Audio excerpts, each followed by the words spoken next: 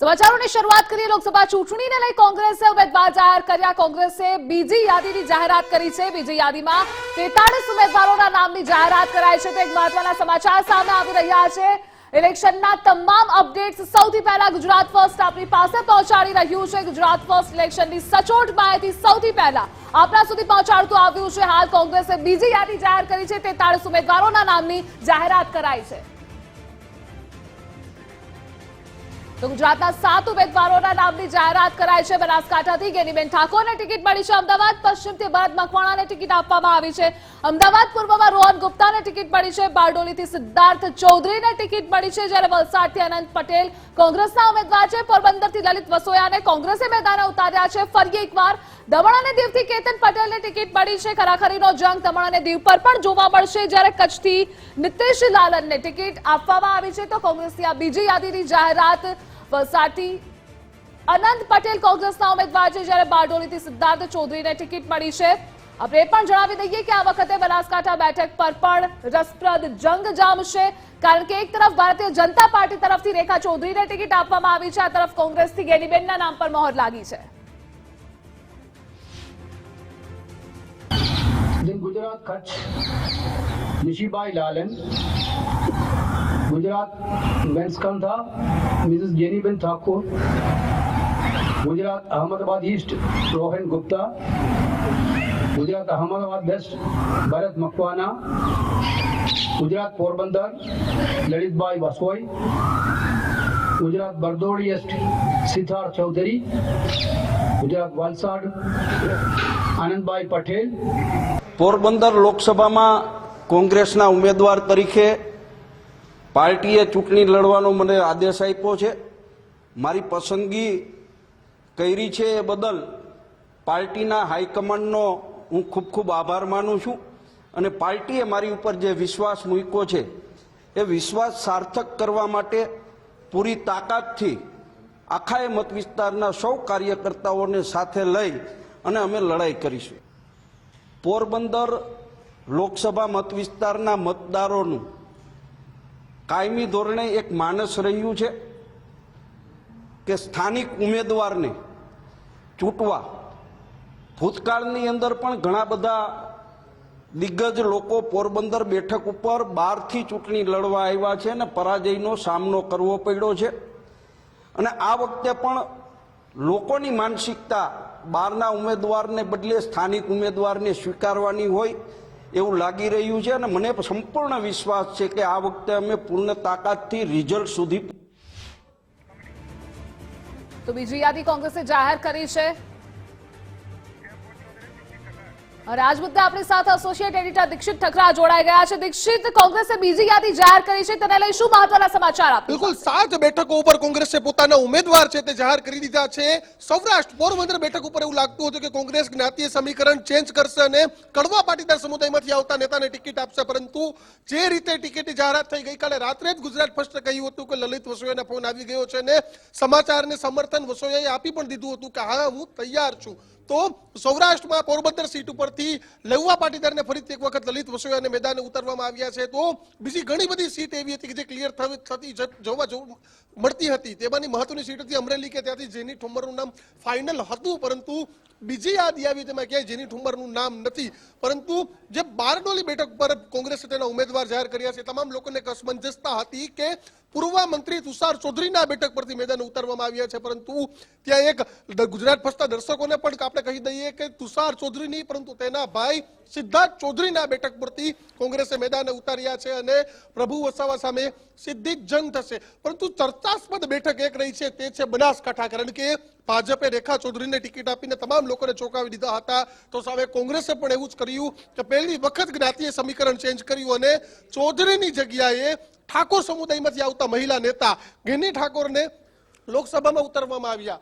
ગેની ઠાકોર અનેક વખત ધારાસભાની ચૂંટણી લડી ગયા છે, પરંતુ પહેલી વખત બનાસકાંઠા બેઠક પરથી કોંગ્રેસે જ્ઞાતિય સમીકરણ ચેન્જ કર્યું છે કે જ્યાંથી ઠાકોર સમુદાયમાંથી આવતા નેતાને ટિકિટ આપવામાં આવી છે. એટલે કહી શકાય કે વલસાડથી અનંત પટેલ છે કે જેઓ કોંગ્રેસના ફાયરબ્રાન્ડ નેતા છે, આદિવાસી નેતા છે, તેને મેદાને ઉતર્યા છે. દીવ દમણની પણ વાત કરીએ તો ત્યાંથી ફરીથી એક વખત કેતન પટેલને ટિકિટ છે તે કોંગ્રેસે આપી છે, વિશ્વાસ મૂક્યો છે. અને કચ્છ બેઠક પરથી પણ કોંગ્રેસે જાહેરાત કરી દીધી છે. એટલે કહી શકાય કે 7 ઉમેદવારો પહેલી યાદીમાં ક્લિયર થયા છે. હજુ પણ 17 બેઠકો પર કોંગ્રેસના ચહેરા કોણ, કારણ કે 2 તો ગઠબંધનમાં છે તે ગયા છે. ત્યારે કહી શકાય કે આગામી દિવસોમાં ધીરે ધીરે રણનીતિ મુજબ કરશે. પરંતુ બંને પાર્ટીની CECની બેઠક છે તે ગઈકાલે સાંજ સુધી, મોડી રાત સુધી ચાલી હતી. કોંગ્રેસની વાત કરીએ તો મલ્લિકાર્જુન ખરગે, કેસી વેણુગોપાલ, રાહુલ ગાંધી સહિતના દિગ્ગજ નેતાઓ બેઠકમાં હાજર હતા. તો ભાજપની પણ CECની બેઠક કાલ ચાલી, જેમાં પણ PM મોદી, અમિત શાહ, JP નડ્ડા સહિતના મોટા નેતાઓ હાજર હતા. હવે કોંગ્રેસની યાદી આવી ગઈ છે, પરંતુ હવે ટૂંક સમયમાં ભારતીય જનતા પાર્ટીની પણ બીજી યાદી આવે તેવી પૂરી શક્યતાઓ છે ધ્રુવી સાથે દેખાઈ રહી છે. જી દીક્ષિત, તમામ માહિતી બદલ આપનો આભાર. તો બીજી યાદી કોંગ્રેસે જાહેર કરી છે. ચહેરાઓને સ્થાન આપવામાં આવ્યું છે. પોરબંદરથી લલિત વસોયાને ટિકિટ મળી છે, જ્યારે કચ્છથી નીતિશ કોંગ્રેસ દ્વારા જે બીજી નામની યાદી જે ઉમેદવારોની છે તે જાહેર કરવામાં આવી છે. પોરબંદરથી લલિત વસોયાનું નામ છે તે જાહેર કરવામાં આવ્યું છે. આગામી દિવસોમાં હજુ એક યાદી આવશે કે જેમાં રાજકોટ સહિતના ઉમેદવારો છે લોકસભાના, તેની જાહેરાત થઈ શકે છે. ત્યારે આપણી સાથે લલિતભાઈ કગથરા કે જેઓ ભૂતકાળમાં લોકસભા લડી પણ ચૂક્યા છે અને કોંગ્રેસમાંથી ધારાસભ્ય પણ રહી ચૂક્યા છે. લલિતભાઈ, એક વાત એવી છે કે તમારું નામ પણ રાજકોટ લોકસભા માટે આવી શકે છે. આમાં એવું છે કે પાર્ટીના સૈનિક છીએ, પાર્ટી સાથે વરાયેલા છીએ. અમારા નેતા શક્તિસિંહ ગોહિલને દિલ્હી હાઈકમાન્ડ જે કંઈ નિર્ણય લેશે અને એ આદેશ કરશે કે તમારે યુદ્ધમાં ઝૂંપલાવવાનું છે તો 100% ઝૂંપલાવશું. ગયા વખતે પણ લોકસભા 2019માં લલિતભાઈ વસોયાનું નામ પોરબંદરથી જાહેર થયું હતું. આ વખતે ફરી એક વખત તેમનું નામ જાહેર થયું છે. આને કઈ રીતના જુઓ? લલિતભાઈ પાર્ટીનો સૈનિક છે સાહેબ, અને પૂરી તાકાતથી લડશે. અને આવતા દિવસોમાં કેન્દ્રીય મિનિસ્ટરો જે આયાતી ઉમેદવારો છે ભારતીય જનતા પાર્ટીના, જેને પોરબંદરની ભૂગોળની ખબર નથી, પોરબંદર મત વિસ્તારની અંદર ક્યાં ક્યાં ગામ આવે છે એ ખબર નથી, એવા ઉમેદવારોને બહારથી અહીંયા મૂક્યા છે. પ્રજાનો પ્રતિનિધિ એટલા માટે જોઈએ છે કે રાતના 12 વાગે એને પ્રશ્ન થાય તો ફોન ઉપાડે. મોટા નેતાઓ, મોટા કદના નેતાઓ, બહુ મોટા નેતાઓ એ ફોન ક્યાં ઉપાડવાના છે? એ દિલ્હીમાં બેઠા હશે, કદાચ કેબિનેટમાં બેઠા હોય, તો લોકોના નાના પ્રશ્નમાં ક્યાં જવાના છે? એટલે એ પ્રશ્ન થવાનો છે. અને જે રીતે ભારતીય જનતા પાર્ટીના શાસનમાં ખેડૂતો દુઃખી છે, પોરબંદર વિસ્તાર સાહેબ ડુંગળી આવતો વિસ્તાર છે, એ બધા જ ખેડૂતો આજે દુઃખી છે. આ પોરબંદર, ધોરાજી, ઉપલેટા સાહેબ એક જમાનામાં જ્યાં 22 ખાંડસરીઓ હતી, આજે ઉજ્જડ ટકા જેવું થઈ ગયું છે. એક પણ ઉદ્યોગો નથી. એ આખો વિસ્તારને નરેન્દ્ર મોદી સાહેબ ગમે તેટલી મોટી વાતો કરે, અમે આ વિકાસ કર્યો, તો પોરબંદર વિસ્તારને માઇનસમાં જઈ રહ્યો છે સાહેબ. જે ધોરાજી, ઉપલેટા, મોટી મારણની અંદર જે જમીનના ભાવ આજથી 20 વર્ષ 25 વર્ષ પહેલા હતા, એ જ જમીનનો ભાવ આજે છે. આ વિકાસ, જ્યાં ઇન્ડસ્ટ્રીઝ નથી, જ્યાં કેનાલનું પાણી આવતું બંધ થઈ ગયું છે, એ આખો વિસ્તાર ધોરાજી, ઉપલેટા, પોરબંદર, જે ખેતીમાં, ધંધામાં તમામ લોકો આગળ હતા. અમારા મોરબી વાળા તો ધોરાજી કરતા 10 વર્ષ પાછળ હતા અમે, ઉદ્યોગો બધામાં. એ આજે માઇનસમાં જઈ રહ્યો છે. એ ભારતીય જનતા પાર્ટીના નેતાગીરીની પ્રતાપ છે. લલિતભાઈને ફરી એક વખત રિપીટ કર્યા છે લોકસભા માટે, આપનું પણ નામ રિપીટ થઈ શકે? પાર્ટીના સૈનિક છે, પાર્ટી માટે લડવાના છીએ. પાર્ટી જે પણ આદેશ આપશે એ આદેશને સ્વીકારશું. તમને શું લાગે છે, જ્ઞાતિના સમીકરણો પણ એવું કહે છે કે ભાઈ લલિતભાઈ કગથરા છે તેને રાજકોટથી લડવામાં આવે તો જે જ્ઞાતિના સમીકરણો છે તે પણ વ્યવસ્થિત રીતે? જો મારી પરિસ્થિતિ મેં પાર્ટીને વાકેફ કરી દીધા છે, જે સિચ્યુએશન છે એ બધી જ. દુઃખ સાથે કહું કે ગઈ લોકસભામાં ચૂંટણી પૂરી થઈ અને હજી કાઉન્ટિંગ બાકી હતું, તે અમારા સન વિશાલનું અકસ્માતે મૃત્યુ થયું. એટલે પછી અત્યારની જે મારી પરિસ્થિતિ મેં પાર્ટીને વાકેફ કરી દીધી છે, તેમ છતાંય પાર્ટી આદેશ આપશે એમ કરશું.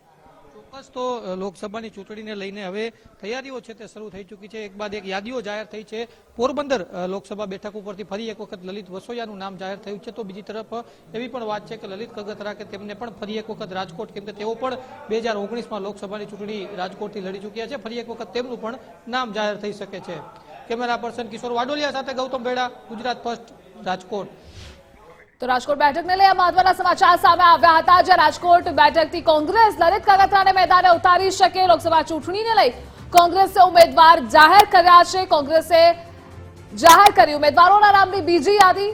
બીજી યાદીમાં 43 ઉમેદવારોના નામની જાહેરાત કરવામાં આવી છે. અમદાવાદ પશ્ચિમથી ભરત મકવાણાને ટિકિટ મળી છે, જેમાં ગુજરાતના 7 ઉમેદવારોના નામની જાહેરાત કોંગ્રેસ દ્વારા કરવામાં આવી છે. કોંગ્રેસની આ બીજી યાદી છે. હજુ પણ ઘણા નામ જાહેર થવાના બાકી છે. જોકે પહેલા બેઠકોનો દોર પણ યથાવત હતો. સીઈસીની બેઠકો મળી હતી. બાદમાં કોંગ્રેસ દ્વારા બીજી યાદીના નામની જાહેરાત થઈ છે. અમદાવાદ પૂર્વમાં રોહન ગુપ્તાને ટિકિટ આપવામાં આવી છે, જ્યારે બારડોલીથી સિદ્ધાર્થ ચૌધરીને ટિકિટ મળી છે. વલસાડથી અનંત પટેલ કોંગ્રેસના ઉમેદવાર તરીકે આ વખતે મેદાને છે. પોરબંદરથી લલિત વસોયાને ટિકિટ મળી છે. તેમને રિપીટ કરવામાં આવ્યા છે. જોકે તેમણે પાર્ટીના નિર્ણયને વધાવ્યો પણ છે. દમણ અને દીવથી કેતન પટેલને ટિકિટ મળી છે. કચ્છથી નીતિશ લાલનને ટિકિટ મળી છે. તો કોંગ્રેસે બીજી યાદીની જાહેરાત કરી છે. તમામ આ ચહેરાઓ સ્ક્રીન પર આપ જોઈ રહ્યા છો, નામો જોઈ રહ્યા છો, તેના નામ પર મહોર લાગી છે. સૌથી રસપ્રદ જંગ, પ્રતિષ્ઠાભર્યો જંગ તમામ બેઠકો પર બની રહેશે. સૌની નજર પોરબંદર બેઠક પર પણ ટકેલી છે, કારણ કે પોરબંદર બેઠક પર મનસુખ માંડવિયા, જ્યારે ભારતીય જનતા પાર્ટીએ મેદાને ઉતાર્યા છે, દિગ્ગજ નેતા ભાજપના માનવામાં આવે છે. તો વધુ એક મહત્વના સમાચાર સામે આવી રહ્યા છે. ઇલેક્શન બ્રેકિંગ ગુજરાત ફર્સ્ટના સામે આવ્યા છે.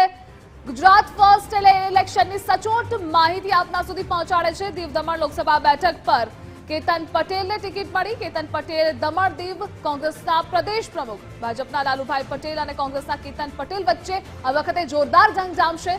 2019માં પણ લાલુ પટેલ અને કેતન પટેલ વચ્ચે આ જંગ જામ્યો હતો. 2019માં ભાજપના લાલુભાઈ પટેલની 9000થી વધુ વોટથી જીત થઈ હતી. આ વખતે પણ બંને વચ્ચે ખરાખરીનો જંગ જોવા મળશે.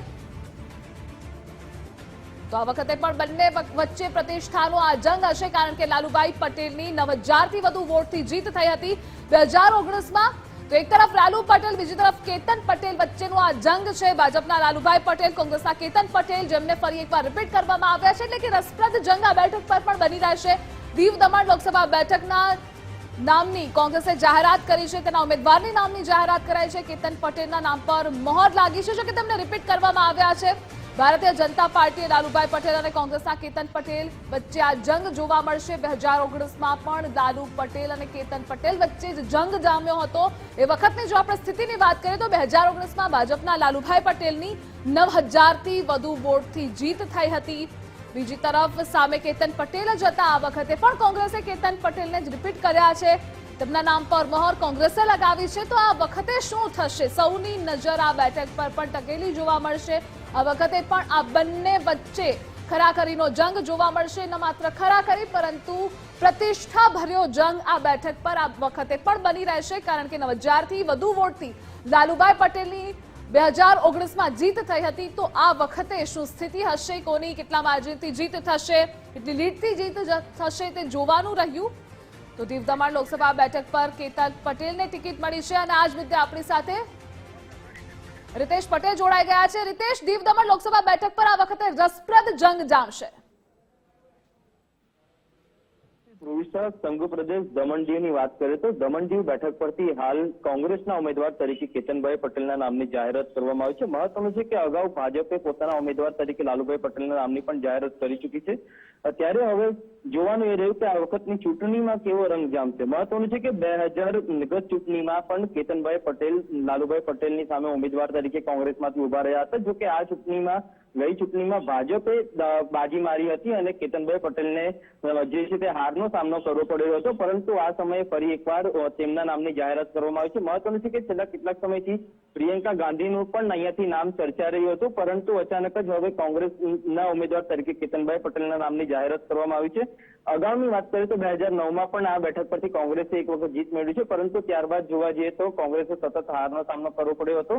ગત ચૂંટણીમાં પણ આ રીતના જ જે પરિણામો જોવા મળ્યા હતા, ત્યારે જોવાનું એ રહ્યું કે આ વખતે કોણ બાજી મારે છે. હાલ તો જે રીતના કેતનભાઈ પટેલના નામની જાહેરાત કરવામાં આવી છે તેને જ લઈને તેમના સમર્થકોમાં ખુશીનો માહોલ છે. જી જી રીતેશ, તમામ માહિતી બદલ આપનો આભાર.